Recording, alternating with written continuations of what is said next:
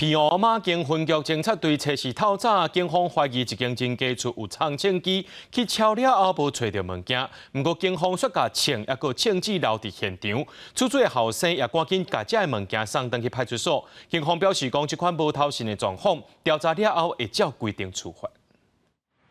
民众发现因兜椅仔顶有一个牌仔，甲拍开了后，发现内底有枪，烦恼去用误会偷藏枪，所以赶紧报警察。伊怀疑这个牌仔是顶一日去因兜所在的警察无细字拍家留的，毋过伊敲电话去派出所敲2届，所到方局是讲是来乱的，佮较烦恼若无细字爱去共打罪。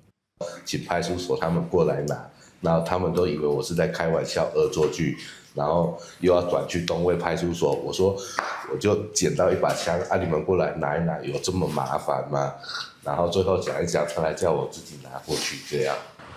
一直到测试再起，民众亲身把这卡牌仔送去另外一间派出所，警察发现内底有手续票、无线电、小电脑领机证，还佫有一支枪甲24粒枪支，赶紧通报定时。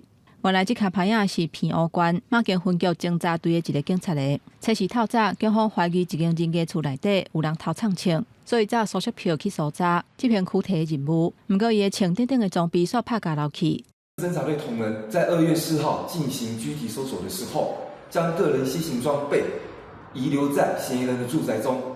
关于本案相关疏失的同仁，我们也会按照相关的规定进行后续的惩处。苏当时伫现场并无查到可疑的物件，警方先甲嫌疑人躯体移送地检署。警方回应讲，当人搜查了后，就随发现伊的牌仔拍无去，加在有找到转来，除了检讨改进，嘛会提醒当人任务结束了后，就要确实检查装备。记者综合报道。